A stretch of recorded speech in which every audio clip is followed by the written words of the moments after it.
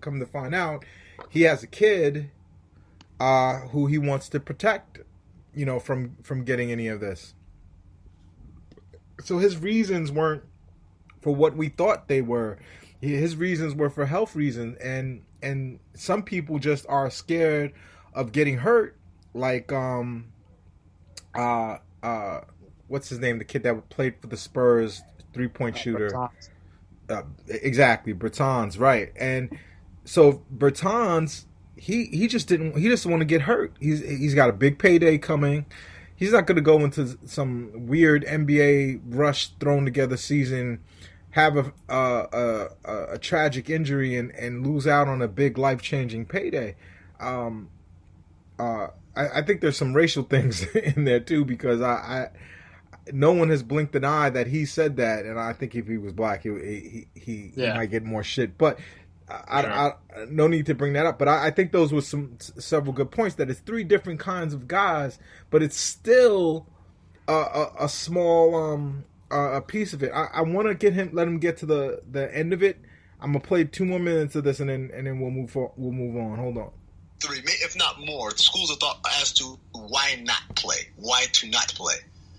Again, and all of those are legitimate reasons. I heard Stephen A. Smith go off on the players like, that's not the best way to protest or whatever. Hey, man, if that's what you feel, like that's the only way you can get your point across, who am I to tell you no, or that ain't right, or whatever? Nobody knows. Nobody knows. Nobody actually knows. But if you literally, like, to me, what I say is, like, if you go to bed and you can't sleep because you're overracked with guilt, like, I can't believe we're playing these games and people are watching us instead of watching the news or whatever. Like, I can't legislate your feelings on that. Like, I get it. I understand. My thing is, if this is the path that you want to walk down, you better be educated about all the things that come along with it. We don't do this path because it's an emotional whim. I'm going this way. You do it because, I'm going this way. I know this might happen. I know there's this that's down this path. There are potholes. There are, like, Venus flytraps that are human size. Like, those things, and you walk down that path with your eyes open, not kind of a wild piñata swing.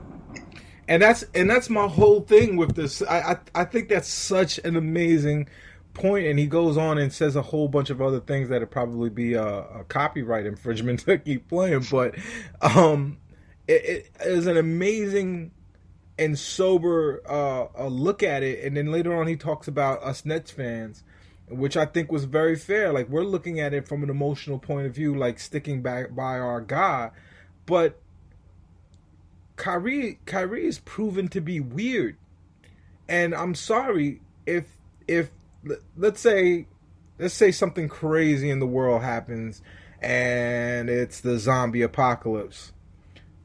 I'm following Garrett Temple. I'm not following Kyrie Irving in the zombie apocalypse. I'm not a meteor hits the earth. I'm not following the flat earther. I'm sorry. And let's be clear.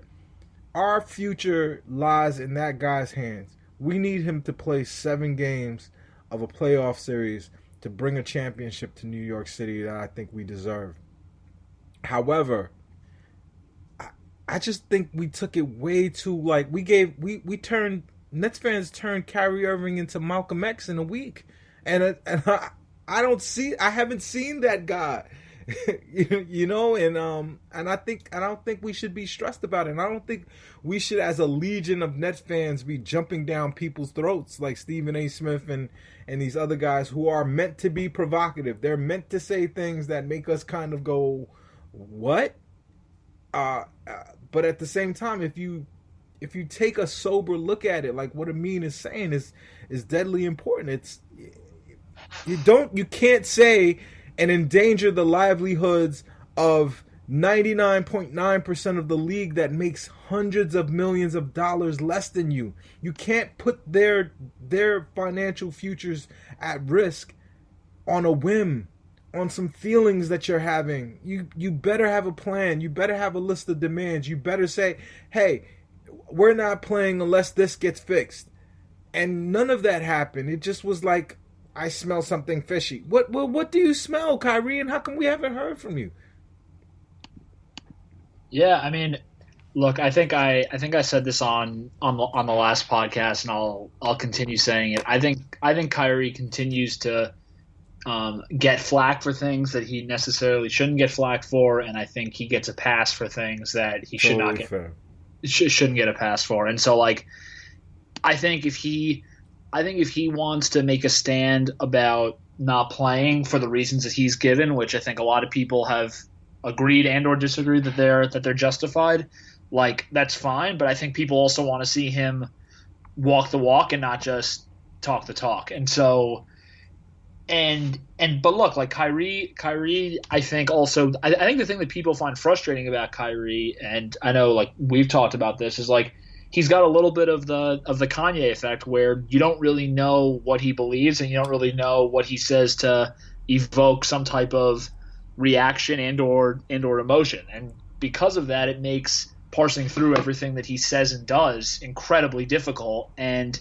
it also kind of because he almost has no credibility in that sense, it becomes very like politician like, where you basically either have to like stick by him and you got to kind of be like an ideologue, or you got to or you zag the other way and you go against him. I mean, like, I try not to get too wrapped up in his stuff. I do agree that like I mean, look, this year he got hurt. I think some of his comments are obviously like ridiculous, but like I want to just see him play with KD and then make an assumption about it. But I also do totally agree with what you said, which is like he also has to know, like, when he speaks, like, especially in the new esteemed position he has now, which I think is like vice president of the Players Association.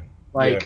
Like if he's gonna say what he's gonna say, but then not have a plan, like you're now putting your own players in a really tough spot, and right. and that's not really what your goal is, or what your goal and or job is supposed to be. So because of that, like, I don't know, I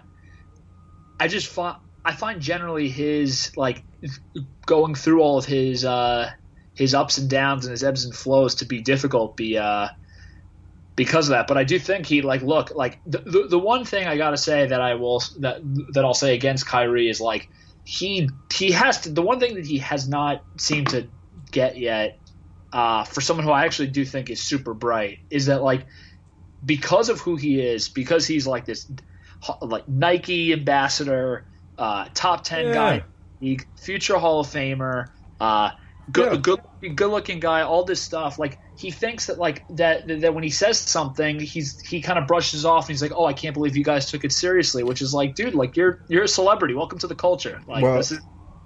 You know what? We've got 5 minutes left, and I want to make sure that we touch this last subject. It's agreed. I think we've come to we brought our audience to a great place, but we'd be remiss to not talk about the Knicks. I really gotta play this this Stephon Marbury cut. Hold on one second. Come on, man. At New York Knicks, did you really just now bring worldwide sucker to the New York Knicks? And I ain't talking about a sucker like the sucker we call a sucker. Really? You brought this dude here? Why? I'm a real New York Knicks fan.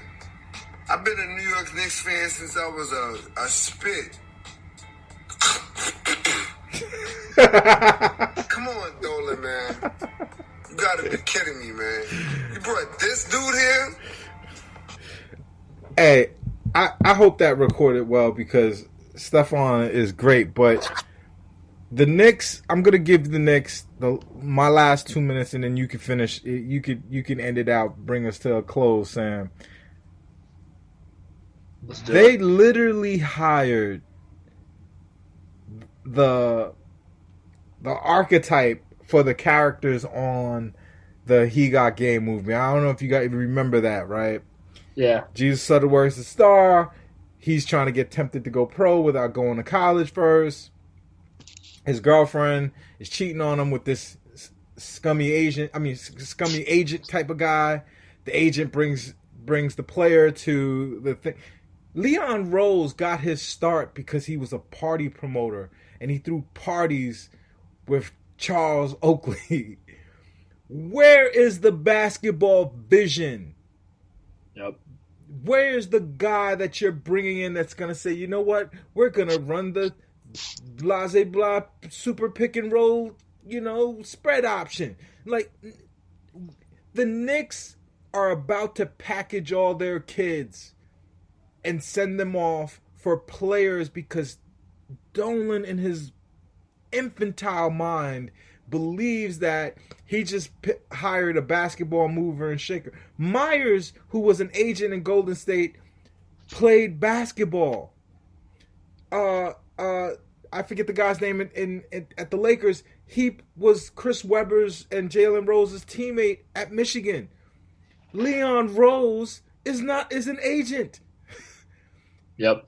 World Wide Wes is a party promoter who got cool with Michael Jordan, started hanging around Jordan a lot, and being his valet to Atlantic City, and he became well connected. You don't need connected guys. You're the New York Knicks. You play at the Mecca. You need a basketball plan, a vision, and you're hiring these dudes that it don't even matter to these 18 and 19-year-olds anymore that this guy threw parties with Charles Oakley in the 80s and the 90s. This is ridiculous. I don't know, Sam. I feel bad for the Knicks fans, but we live amongst them. This is unfair. What do you think? So, I got to tell you, I agree with you like 1,000%. I think I said this when Phil Jackson was hired, and I was like, and I heard, because I was up on the reading, as I'm sure like you were at the time, and like read all those in the tea leaves that said like, I don't even know if he really wants this job. Dolan just threw him a lot of money, whatever. Dude, this is obviously a different situation, but this Leon Rose is the Phil Jackson of coaches. He won the championship by at one point representing LeBron, and World Wide Wes supposedly had influence on where LeBron goes, but immediately after LeBron fired them. What the hell is wrong with the Knicks? And not only that, the Knicks get Phil Jackson like 5 to 10 years after, even more, 15 years after his heyday, and it seems like Leon Rose and World Wide Wes are guys that like maybe they got them when they're not cool anymore. Are they still well connected? Of course. Do they still represent all the best players? Yes, it's CAA. Of course they will. But this is a horrible basketball move. The only thing that you can give Rose credit for so far is that he's hired some like more stat focused guys like the Walt Perrin and Frank Zanin of the world as like assistant GMs. But like as we've seen, like you can hire all these mid-tier guys, just like we had to hear for a while that Scott Perry was like the second coming and he was the new R.C. Buford. But like if you have higher ups that have more influence and are not real basketball junkies, it doesn't really matter. So I'm totally and by the way, like especially if they end up hiring Tibbs, who I actually like more than most modern day NBA fans, but who's clearly a CAA client and is someone that it seems like it's all mapped out already. Swamp. I hate, especially in this political climate. It is a swamp over there. It really is. Sam, it's a pleasure. Yeah, this was great, dude. This city needs a championship. It does. The front office is going to be here to report it when it happens. It's happening. We're about to shake up the world in the playoffs. This has been the front office. I'm Yves Darbouz. This is my guy, Sam LaChow. See you, boys. Later. Girls.